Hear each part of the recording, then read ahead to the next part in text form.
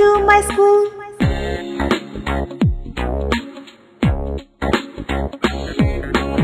Every day in hot and cool, I daily go to my school. I study the whole day. In between I also play. I will study much as I can, and I will be a very big man.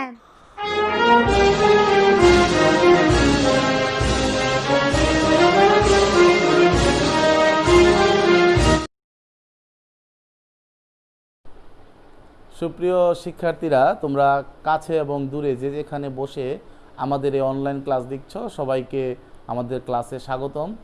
আমি সুমন কান্তিকর, সহকারী শিক্ষক, ধূমকেতু উচ্চ বিদ্যালয়। গত ক্লাসে তোমাদেরকে আমরা অ্যাফার্মেটিভ থেকে নেগেটিভ করার কিছু রুলস শিখিয়েছি। আশা করি তোমরা সেই রুলসগুলো খুব ভালোভাবে আয়ত্ত করতে পেরেছো। আজকে আমরা তোমাদেরকে অ্যাফার্মেটিভ থেকে ইন্টারোগেটিভ, মানে তোমার অ্যাসার্টিভ থেকে ইন্টারোগেটিভ, মানে তোমার বিবৃতিমূলক বাক্য থেকে প্রশ্নবোধক যে বাক্য আছে সেটা করতে কি করব, শিখাবো। আশা করি তোমরা এই ব্যাপারটা খুব ভালোভাবে আয়ত্ত করতে পারবে। তাহলে আজকে আমাদের পাঠ হচ্ছে অ্যাসার্টিভ টু ইন্টারোগেটিভ। চলো শুরু করা যাক।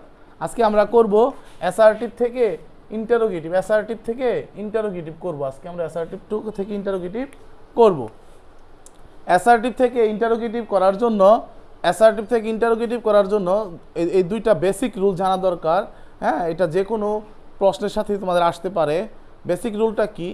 প্রথমে আমরা যদি কোনো বাক্যকে প্রশ্নবোধক করতে চাই, তাহলে দেখতে হবে যে বাক্যটি তোমার হ্যাঁ বোধকে আছে না না বোধকে আছে। যদি হ্যাঁ বোধকে থাকে তাহলে ইন্টারোগেটিভটা অবশ্যই কি বোধকে করবে, না বোধকে।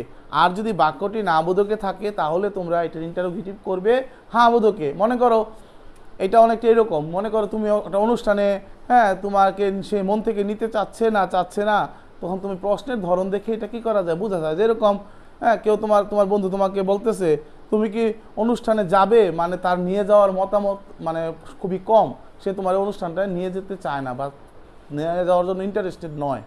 কিন্তু যখন সে বলে তুমি অনুষ্ঠানে যাবে না, জোর দেওয়া না বলে, তখন বোঝা যায় যে সে তোমাকে নেওয়ার জন্য খুবই ইন্টারেস্টেড। ইন্টারোগেটিভ সেন্টেন্সটা এরকম, যখন নাবোধক কোনো কিছু দিয়ে তুমি প্রশ্ন করবা তখন বোঝা যাবে যে কর্মটা বা অ্যাসার্টিভ সেন্টেন্সটা হাবোধক হবে। আর যখনই তুমি হাবোধক দিয়ে কোনো প্রশ্ন করবা তখনই বুঝবা যে অ্যাসার্টিভ সেন্টেন্সটা কি বোধক হবে, নাবোধক হবে। তাহলে প্রথম রুলসটা হচ্ছে বাক্যটি যদি অ্যাফার্মেটিভ হয় তাহলে ইন্টারোগেটিভ সেন্টেন্সটি হবে কি, নেগেটিভ। আবার বাক্যটি যদি নেগেটিভ হয় তাহলে ইন্টারোগেটিভ সেন্টেন্সটি হবে অ্যাফার্মেটিভ। এই দেখো একটা এক্সাম্পল দেই, হি ইজ প্লেয়িং ক্রিকেট, মানে সে কি করতেছে, ক্রিকেট খেলছে। তাহলে দেখো ইজটা সামনে নিয়ে এসে এটার সাথে বাক্যটা যেহেতু হাবোধকে আছে, এটা আমরা নাবোধকে করছি, ইজের সাথে কি নিয়ে আসছি, not. Isn't he playing cricket. আরেকটা ব্যাপার সবসময়ই লক্ষ্য রাখবা, যখনই তোমাকে ইন্টারোগেটিভ সেন্টেন্স করতে বলবে, তুমি যদি সেখানে প্রশ্নবোধক চিহ্ন না দাও তাহলে কিন্তু তোমার বাক্য পুরাটাই কাটা যাবে, তোমার বাক্য হইলেও তুমি নাম্বার পাবা না। কারণ ইন্টারোগেটিভ এবং এক্সক্লামেটরি এই দুইটার পিছনে ফুল স্টপ চিহ্ন কি করে না, বসে না। এই ফুল স্টপ আর যদি তুমি এক্সক্লামেটরি সেন্টেন্সের পিছনে নোট অফ এক্সক্লামেশন সাইনটা না দাও বা চিহ্নটা না দাও, তাহলে তোমার ওই বাক্যটা সম্পূর্ণ কমপ্লিট হবে না এবং তোমার একটা ভুল হয়ে যাবে। এই ব্যাপারটা একটু মনে রাখবে।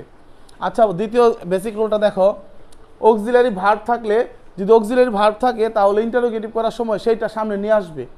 আর যদি অক্সিলারি ভার্ব না থাকে তখন তোমরা ডো ডাজ ডিড আনবে, টেন্স ও পার্সন অনুযায়ী ডো ডাজ ডিড আনবে। প্রথমে আবার রুলস দুটা বলি, যদি বাক্যটা হাবোধকে থাকে তাহলে ইন্টারোগেটিভটা নাবোধকে করবে, আর যদি বাক্যটা নাবোধকে থাকে তাহলে ইন্টারোগেটিভটা হাবোধকে করবে। আর যদি অক্সিলারি ভার্ব থাকে তাহলে তার কোনো টেনশন নাই, একদম ফ্রিলি করে ফেলবে। আর যদি অক্সিলারি ভার্ব না থাকে তাহলে তোমার ডো ডাজ ডিড কি করতে হবে, আনতে হবে। তার প্রথমে আগে দেখবা বাক্যটার ভিতরে ভার্ব আছে না নাই। যদি দেখো অক্সিলারি ভার্ব আছে সামনে নিয়ে আসবা, তারপরে যদি বাক্যটা হাবোধকে থাকে তাহলে নট লাগাইবা। আর যদি বাক্যটা নাবোধকে থাকে তাহলে কিছু লাগানোর দরকার নেই। আর যদি এই অক্সিলারি ভার্ব না থাকে, অক্সিলারি অথবা মডেল অক্সিলারি ভার্ব না থাকে, তাহলে আমরা এখানে কি করব, ডো ডাজ ডিডের কি করব, ব্যবহার করব। যেমন দেখো Rajib went to school yesterday, Rajib গতকাল বিদ্যালয়ে গিয়েছিল।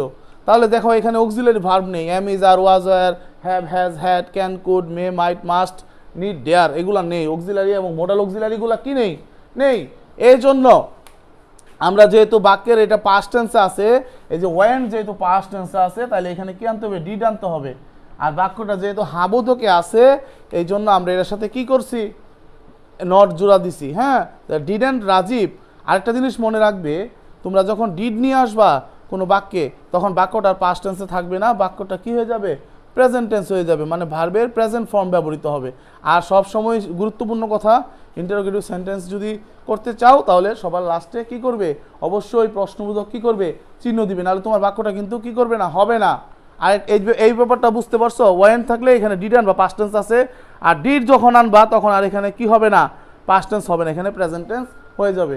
হ্যাঁ, আশা করি তোমরা রুলস এই দুটা সহজেই বুঝতে পেরেছো।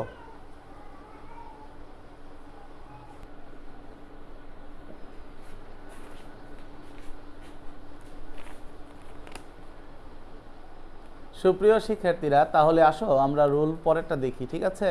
পরের রুলটাও খুব ইজি, পরের রুলটা আসো আমরা দেখি। দেখো, নেভার যখন থাকে তো নেভার নিজেরাই কিন্তু নেগেটিভ, নেভার আর নাথিং এরা নিজেরাই নেগেটিভ। নেভার থাকলে, নাথিং থাকলে এগুলা নিজেরাই সবসময় নেগেটিভ হিসাবে কি করবে? কাজ করবে। তাই এগুলা থাকলে আর নেগেটিভ কি করা লাগবে না? আনা লাগবে না। নেভার, নাথিং এগুলা নিজেরাই কি নেগেটিভ, এগুলা থাকলে আর নেগেটিভ কি করতে হবে না? আনতে হবে না। তাহলে দেখো আমরা এটা কিভাবে করব। নেভার থাকলে নেভারটা চেঞ্জ হয়ে পজিটিভ করার সময় তো নাবোধক শব্দ রাখা যাবে না, নেভার চেঞ্জ করে কি করতে হবে? এভার করতে হবে। আর নাথিং চেঞ্জ করে এটা কি করতে হবে? এনিথিং করতে হবে। আরেকটা জিনিস মনে রাখবে সবসময়, নেভার, নাথিং, আবার বলছি, নেভার, নাথিং এরা নিজেরাই নেগেটিভ, তাই কখনোই আর নেগেটিভ আনার প্রয়োজন নেই। আশা করি তোমরা ব্যাপারটা বুঝতে পেরেছো। তাহলে দেখো, আই নেভার গো দেয়ার। তাহলে যেহেতু বাক্যটা কোন টেন্সে আছে? বাক্যটা প্রেজেন্ট টেন্সে আছে। হ্যাঁ, প্রেজেন্ট টেন্সে যদি থাকে তাহলে অক্সিলারি ভার্ব তো নেই। আগে বলেছি তোমাদের একটা নিয়ম কি জানো? তোমাদের ধারাবাহিকতাটা রক্ষা করতে হবে।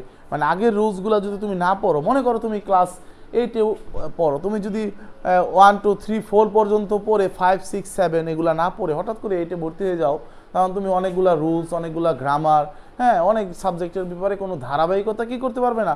রাখতে পারবে না। এই জন্য আমরা যে আগে যে রুলসগুলো দিয়েছি ওইগুলো ধারাবাহিকভাবে যদি একটু চর্চা করো, রুলসগুলো কিন্তু খুবই ইজি, এবং আশা করি যে তোমরা একবার দুবার করলে এটা পারবে। এটা খুবই ইজি, বিশেষ করে হ্যাঁ এই পার্টটা অ্যাসার্টিভ থেকে ইন্টারোগেটিভ এবং অ্যাসার্টিভ থেকে এক্সক্লামেটরি, এই পার্টটা খুবই ইজি, তোমরা একটু লক্ষ্য করো পারবে। তাহলে দেখো, Samia has nothing to say. Nothing to say বাক্যটা প্রেজেন্ট টেন্সে আছে, তাহলে নাথিং তো নিজেই নেগেটিভ। হ্যাঁ, তাইলে প্রথমে আমরা কি আনবো? অক্সিলারি ভার্ব আছে এখানে হ্যাজ। তাহলে দেখো, হ্যাজ হি, হ্যাজ হি না, হ্যাজ এর হি এর পরিবর্তে এখানে আমরা কি বসাবো? Has Sumaiya, has Sumaiya. Nothing এর পরিবর্তে কি বসাবো? Anything to say regarding this. এরপরে একটা প্রশ্নবোধক কি করবে? চিহ্ন দিবে। আশা করি তোমরা এটা পারবে। পরে এভরিবডি, এভরিওয়ান, অল, এটা যদি থাকে এভরিবডি, এটা কিন্তু খুবই একটা গুরুত্বপূর্ণ রুলস। এর থেকে পরীক্ষায় এসএসসি পরীক্ষা এবং জিএসসি পরীক্ষা আসে। হ্যাঁ, এভরিবডির রুলস, এভরিবডি আর নোবডির রুলস থেকে সাধারণত একটা প্রশ্ন আসেই, এটা তোমরা খুব ভালোভাবে মনে রাখবে। এভরিবডি যদি থাকে তাহলে এভরিবডির পরিবর্তে কি আনবে? হু আনবে। হ্যাঁ, এভরিবডির পরিবর্তে হু আনবে, তারপরে ডো, ডাজ, ডিড, এই তিনটা থেকে একটা আনবে টেন্স ও পার্সন অনুযায়ী। এরপরে নট বসাইতে হবে, তারপরে বাকি অংশ বসাইবা। মানে সহজ কথায় মনে রাখো, তোমাদের 70-80% প্রশ্ন যে এসএসসি এবং জিএসসিতে আসে সাধারণত এগুলো হো ডাজেন্ট ব্যবহার করতে হয়। হ্যাঁ, হো ডাজেন্ট ব্যবহার করতে হয়, পাস্ট টেন্সে কম আসে, তোমরা একটু মনে রাখো। যেরকম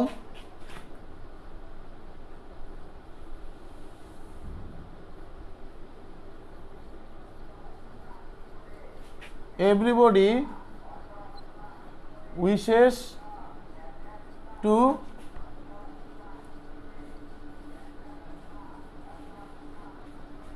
everybody wishes to be happy। এটার অর্থ বুঝতে পারছো? everybody wishes to be happy, এটার অর্থ কি বলো তো? এটার অর্থ হইতেছে সবাই কি হতে চায়? সুখী হতে চায়।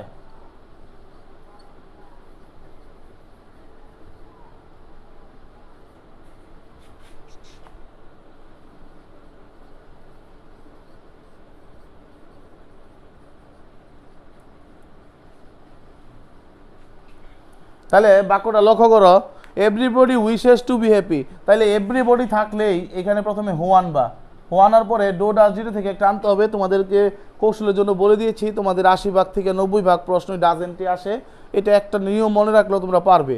হো ডাজেন্ট, আর যেহেতু ডাজের সাথে এস বি এস যুক্ত আছে, তাহলে পরের যে এস বাই এস থাকে এটার হবে না, বাক্যের তোমার প্রেজেন্ট ফর্মে বসবে হো উইশ টু বি হ্যাপি, এরপরে প্রশ্নবোধক চিহ্ন দিবে। আবার বলি এভরিবডি থাকলে হু নিয়ে আসবে, হু নিয়ে আসার পরে ডো ডাজ ডিড, তিনটা নেওয়া যায়। তোমাদের টেস্ট পেপারগুলোতে বেশিরভাগ প্রশ্ন যেখানে আসে সবগুলোতে ডাজই ব্যবহার করে, হ্যাঁ, সাধারণত পার্সন এরকমভাবেই দেয়। হো ডাজেন্ট উইশের পরিবর্তে কি দিবা, উইশ, পরে যা আসছে তাই দিয়া প্রশ্নবোধক চিহ্ন দিবা। আশা করি তোমরা বুঝতে পেরেছো। সুপ্রিয় শিক্ষার্থীরা, তাহলে আমরা আগে করলাম এভরিবডি এভরিওয়ান, হ্যাঁ, এই নিয়মটা কি করছি, এই নিয়মটা আশা করি তোমরা সহজে বুঝতে পেরেছো। এইটার এটার ভিতরে বেসিক কোনো পার্থক্য নেই, বেসিক পার্থক্যটা হচ্ছে এটা নেগেটিভ আছিল, ওইটা অ্যাফার্মেটিভে আছে। হ্যাঁ, তোমরা সহজ একটা বুদ্ধি শিখিয়ে দেই, এভরিবডি, নোবডি, নো ওয়ান, নান, এইগুলা থাকলে এইগুলা জাস্ট খালি কাইটা দিবা বা মুইসা দিবা, দিয়া এখানে খালি হো দিয়া দিবা, শেষ। আর প্রশ্নবোধক চিহ্ন দিবা, নো টেনশন। এত গ্রামার, আরও 2টা রুলস আছে এটার, আছে কিন্তু ওইগুলো একটু মানে জটিল। তোমাদের জন্য সবচেয়ে সহজ নিয়ম হলো এটা, নোবডি, নো ওয়ান, নান, এটা দেখলে নোবডি, নো ওয়ান, নান, এটা মুইসা ওইখানে খালি হো লাগাই দিবা, শেষ। এই নিয়মটা যদি না পারো তাহলে তুমি মনে করবা যে তোমার কোনো নিয়মে শেখা হয়নি। নোবডি, নো ওয়ান, নান, এরকম যদি কোনো বাক্য থাকে, এটা যদি তোমার ইন্টারোগেটিভ করতে বলে, তাহলে নোবডি, নো ওয়ান, নান, এটা মুইসা বা এটা কাইটা এখানে খালি একটা হু লাগাই দিবা, একটা প্রশ্নবোধক চিহ্ন দিবা। এর থেকে ইজি আর কিছু আছে? এটা পানির মতোই সহজ। পরবর্তী রুলসটা দেখো, আমরা এর আগে রুলসে এভরিবডি পড়িয়েছিলাম, এখানে এভরিবডি না থেকে এভরির সাথে যদি নাউন থাকে, হ্যাঁ, তাহলে তোমরা এটা এইভাবে করতে পারো, ইজ দেয়ার এনি, এরপরে হু দিয়া পরে নেগেটিভ সেন্সে এটা কি করতে পারো। দেখো every person wants to be happy, তাহলে এভরির পরিবর্তে ইজ দেয়ার এনি, পরে পারসন লাগিয়েছি, পরে এখানে হু লাগিয়েছি, পরে নেগেটিভ, তার এমনি আনা যায় না, যে থার্ড পারসন সিঙ্গুলার নাম্বার, এই জন্য doesn't, who doesn't want to be happy. আরেকটা জিনিস, ডাজ থাকলে ভার্বের সাথে এস বাই এস কি করবে না, বসবে না। আর বাক্যে যদি ডিড থাকে তাহলে ভার্বের পাস্ট ফর্ম বসবে না, প্রেজেন্ট ফর্ম বসবে। আশা করি তোমরা রুলস দুইটা খুব ভালোভাবে বুঝতে পেরেছো। সুপ্রিয় শিক্ষার্থীরা, তাহলে আমরা আসো পরের রুলসে চলে যাই। দেখো দেয়ার দিয়া কোনো ইন্ট্রোডাক্টরি দেয়ার দিয়া যখন কোনো তোমার বাক্য শুরু হবে, তখন তুমি এটা ইন্টারোগেটিভ করার সময় এটার পরিবর্তে দেয়ার ইজ নো এরকম যদি থাকে বা দেয়ার থাকে, এটার পরিবর্তে কি ইউজ করবে, হোয়াট ব্যবহার করবে। যেমন there is no use of it, তাহলে দেয়ারের পরিবর্তে আমরা কী ব্যবহার করলাম, হোয়াট, আর নোটা বাদ দিয়ে এখানে দা ব্যবহার করবে। হ্যাঁ, নিয়মটা হইতেছে এরকম, দেয়ারের পরিবর্তে হোয়াট ব্যবহার করবে, আর নো তো নেগেটিভ, এটা বা থাকলে এটা বাদ দিবে, আর নো এর এখানে কি ব্যবহার করবে, দা ব্যবহার করবে। দেখো there is no use of it, তাহলে আমরা দেয়ারের পরিবর্তে আমরা এখানে কি ব্যবহার করছি, হোয়াট ব্যবহার করছি, নোটা নেগেটিভের জন্য বাদ দিছি, আর এখানে তার পরিবর্তে কি ব্যবহার করছি, দা ব্যবহার করেছি, দ্য ইউজ অফ ইট। এরকম একটা এক্সাম্পল আরেকটা দিয়ে রাখছি এখানে। দেখো there is no hope for me, আমার জন্য আর কোনো কি নেই, আশা নেই। তাহলে দেয়ারের পরিবর্তে এখানে হোয়াট দিছি, হোয়াট ইজ, নোটা তো নেগেটিভ, এটা বাদ যাবে, এখানে দা ব্যবহার করছি, what is the hope for me. হ্যাঁ, এটা আশা করি এই রুলসটা খুবই সহজ, তোমরা এটা পারবে। এটা এইসব রুলসগুলো শিখতে হবে তোমাদের। হ্যাঁ, পরের রুলস 6 দেখো, এই রুল 6টা কিন্তু তোমাদের খুবই জটিল, এটা সাধারণত পরীক্ষা আসে না, কিন্তু হ্যাঁ, কিন্তু তোমরা এই রুলসটা শিখবা। এই রুলসটা কিন্তু অনেক মানে ক্রিটিক্যাল একটা রুলস, সহজ কিন্তু খুবই ক্রিটিক্যাল। যখন এতক্ষণ আমরা শিখলাম বাক্যগুলো, তোমার একটি মাত্র মানে সিম্পল সেন্টেন্স ছিল, এবং এইটাতে প্রিন্সিপাল ক্লজ ছিল, একটি প্রিন্সিপাল ক্লজ ছিল, কিন্তু এখন আমরা করব যেটা, সেটা হচ্ছে কমপ্লেক্স সেন্টেন্সের তোমার করে কিভাবে, কমপ্লেক্স সেন্টেন্সের ইন্টারোগেটিভ প্রশ্ন কিভাবে করে, এইটা আমরা এখন কি করব, শিখব। কমপ্লেক্স সেন্টেন্সের ইন্টারোগেটিভ প্রশ্ন কিভাবে করে এটা আমরা শিখব। দেখো কমপ্লেক্স সেন্টেন্সের ইন্টারোগেটিভ করার সময় তোমরা আগে খুঁজবা, দেখো এই যে ইফ ইউ কাম, যদি তুমি আসো, আই শ্যাল গো, এখানে ইফ ইউ কাম এটা হইতেছে সাবঅর্ডিনেট ক্লজ, মানে স্বাধীন না, আরেকজনের শর্তের উপর নির্ভরশীল। আর আই শ্যাল গো এটা হইতেছে তোমার প্রিন্সিপাল ক্লজ। যখন তোমার ইন্টারোগেটিভ করবে, তখন তোমার প্রিন্সিপাল ক্লোজটার ইন্টারোগেটিভ করবে, আর সাবঅর্ডিনেট ক্লোজটা সাথে থাকবে। প্রিন্সিপাল ক্লোজটার ইন্টারোগেটিভ করে এটা সামনে নিয়ে আসবে, আর সাবঅর্ডিনেট ক্লোজটা এটা পিছনে রেখে লাস্টে প্রশ্নবোধক চিহ্ন দিয়ে দিবে। যেমন if you come I shall go, যেহেতু আই শ্যাল গো এটা প্রিন্সিপাল ক্লজ, শুধু এইটুকু যদি আমরা করি আই শ্যাল গো, এখন মনে করো প্রিন্সিপাল ক্লজ যেটা আছে শুধু এইটারে প্রশ্নবোধক করবা, আই শ্যাল গো, যেহেতু শ্যাল আছে অক্সিলারি ভার্ব, মডেল অক্সিলারি, তাহলে শ্যালের সাথে কি লাগাইবা? নট লাগাইবা। শান্ত, শান্ত আই গো, এইটু করবা, করার পরে এটা লাগাই দিবা ইফ ইউ কাম, পরে প্রশ্নবোধক চিহ্ন দিয়ে দিবে। আবার দেখো কমপ্লেক্স সেন্টেন্সের তোমরা যখন ইন্টারোগেটিভ করবে এটা কিভাবে করবে, এটা কিন্তু একটু অনেকের কাছে জটিল মনে হয়। কমপ্লেক্স সেন্টেন্সের দুইটা অংশ থাকবে, ভালো করে লক্ষ্য করবা। একটা হলো প্রিন্সিপাল ক্লোজ, একটা হচ্ছে সাবঅর্ডিনেট ক্লোজ। প্রিন্সিপাল ক্লোজ হইতেছে যে স্বাধীনভাবে তার কার্যটা সম্পন্ন করবে, আর সাবঅর্ডিনেট ক্লোজ তার কর্মের জন্য প্রিন্সিপাল ক্লোজের উপর কি থাকবে? ডিপেন্ডেন্ট থাকবে বা নির্ভরশীল থাকবে। তাহলে দেখো এখানে ইফ ইউ কাম, এটা হচ্ছে সাবঅর্ডিনেট ক্লোজ। যদি তুমি আসো, এটা দ্বারা বাক্যের কোনো সম্পূর্ণ অর্থ কি করতে পারে না, প্রকাশ করতে পারে না, সে স্বাধীনভাবে কার্যটা সম্পন্ন করতে পারে না। আই শ্যাল গো, এইটা একটা কমপ্লিট সেন্স দেয়, আমি যাব। তাহলে এইটারে তোমরা আগে নিয়ে আসবা। শ্যালের পাস্ট টেন্স কি? শান্ত I go if you come. তারপরে নাথিং বার থাকলে নাথিং বারটা উঠিয়ে সেখানে কি বসাবে? হো বসাবে। যেমন hour life is nothing but a walking shadow. আমাদের জীবনটা কি? আমাদের জীবনটা ওই যে শ্যাডো অর্থ তোমার কি? ছায়া বা প্রতিচ্ছবি। আমাদের জীবনটা একটা ছায়া ব্যতীত আর কিছুই নয়। তাহলে দেখো আওয়ার লাইফ ইজ নাথিং বাটের পরিবর্তে এখানে কি বসাইছি? নাথিং বাটের পরিবর্তে এখানে বসাইছি হোয়াট ইজ। ধরো এখানে হোয়াট বসবে। আওয়ার লাইফ ইজ, তাহলে what is our life but a walking shadow, নাথিংটা কি যাবে? বাদ যাবে। আবার দেখো নাথিং বাট থাকলে এখানে তোমার কি বসাবে? এর পরিবর্তে হোয়াট বসাবে। Hour life is nothing but a walking shadow, তাহলে এখানে আমরা হোয়াট দিয়ে শুরু করব, আর নাথিং বাটের থেকে নাথিংটা কি যাবে? নেগেটিভ সেন্স মিন করে, এই জন্য এটা কি যাবে? বাদ যাবে। লাস্টে প্রশ্নবোধক চিহ্ন দিয়ে দিবে। আশা করি তোমরা এই পর্যন্ত বুঝতে পেরেছ।